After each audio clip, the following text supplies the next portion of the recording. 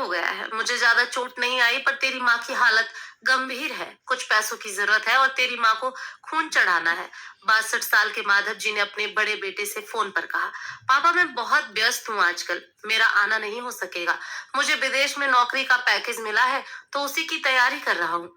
आपका भी तो यही सपना था ना, इसलिए हाथ भी तंग चल रहा है। पैसे की व्यवस्था कर लीजिए, मैं बाद में दे दूंगा। उनके बड़े इंजीनियर बेटे ने जवाब दिया। उन्होंने अपने दूसरे डॉक्टर बेटे को फोन किया, तो उसने भी आने से मना कर दिया। उसे अपनी ससुराल में शादी में जाना था। हाँ, इतना जरूर कहा कि पैसों की चिंता मत कीजिए, मैं भिजवा दूंगा। यह अलग बात है कि उसने कभी पैसे नहीं भिजवाए। उन्होंने बहुत मायूसी से फोन रख दिया। माधव ने तीसरे बेटे को फोन किया, जिसे बचपन से नालायक कहता था, और मन ही मन सोच रहा था कि उस नालायक को फोन करके क्या फायदा। जब ये दो लायक बेटे कुछ नहीं कर रहे, तो वो नालायक क्या कर लेगा, उन्होंने सोचा।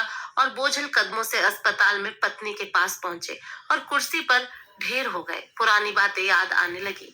माधव राय जी स्कूल में शिक्षक थे। उनके 3 बेटे और एक बेटी थी। बड़ा इंजीनियर और मझला बेटा डॉक्टर था। दोनों की शादी बड़े घराने में बड़े धूमधाम से हुई थी। दोनों अपनी पत्नियों के साथ अलग अलग शहरों में रहते थे। बेटी की शादी भी उन्होंने खूब धूमधाम से की थी। सबसे छोटा बेटा पढ़ाई में ध्यान नहीं लगा पाया था। 11वीं के बाद उसने पढ़ाई छोड़ दी और घर में ही रहने लगा। कहता था मुझे नौकरी नहीं करनी है, अपने माता पिता की सेवा करनी है।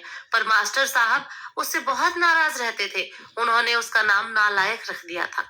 दोनों बड़े भाई पिता के आज्ञाकारी थे, पर वह गलत बात पर उनसे भी बहस कर बैठता था। इसलिए माधव जी उसे पसंद नहीं करते थे। जब माधव जी रिटायर हुए तो जमा पूंजी कुछ भी नहीं थी। सारी बचत दोनों बच्चों की उच्च शिक्षा और बेटी की शादी में खर्च हो गई थी। शहर में एक घर, थोड़ी जमीन और गांव में भी थोड़ी सी जमीन थी। घर का खर्च उनकी पेंशन से चल रहा था। माधव जी को जब लगा कि छोटा बेटा सुधरने वाला नहीं है, तो उन्होंने बंटवारा कर दिया और उसके हिस्से की जमीन उसे देकर उसे गांव में ही रहने भेज दिया। हालांकि वह जाना नहीं चाहता था, पर पिता की जिद के आगे उसे झुकना पड़ा और गांव में ही झोपड़ी बनाकर रहने लगा। माधव जी सबसे अपने दोनों होनहार और लायक बेटों की बड़ाइयां किया करते थे। उनका सीना गर्व से चौड़ा हो जाता था, पर उस नालायक का नाम भी नहीं लेते थे। 2 दिन पहले दोनों पति पत्नी का एक्सीडेंट हो गया था। वह अपनी पत्नी के साथ सरकारी अस्पताल में भर्ती थे। डॉक्टर ने उनकी पत्नी को ऑपरेशन करने को कहा था। पापा पापा सुनकर निंद्रा टूटी। देखा सामने वही नालायक खड़ा था। उन्होंने गुस्से से मुंह फेर लिया, पर उसने पापा के पैर छुए और रोते हुए बोला, पापा आपने इस नालायक को क्यों नहीं बताया?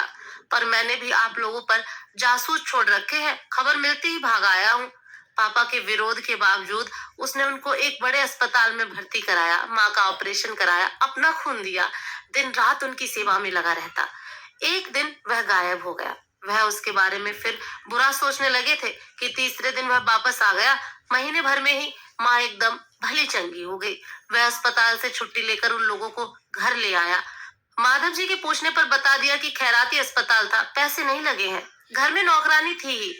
वह उन लोगों को छोड़कर वापस गांव चला गया। धीरे धीरे सब कुछ सामान्य हो गया। एक दिन यूं ही उनके मन में आया कि उस नालायक की खबर ली जाए। दोनों जब गांव के खेत पर पहुंचे तो झोपड़ी में ताला देखकर चौंक गए। उनके खेत में काम कर रहे आदमी से पूछा तो उसने कहा, यह खेत अब मेरे हैं क्या? पर यह खेत तो उन्हें बहुत आश्चर्य हुआ। हाँ, उसकी माँ की तबीयत बहुत खराब थी। उसके पास पैसे नहीं थे, तो उसने अपने सारे खेत मुझे बेच दिए। वह रोजी रोटी की तलाश में दूसरे शहर चला गया है। बस ये झोपड़ी उसके पास रह गई है। यह रही उसकी चाबी, उस आदमी ने कहा।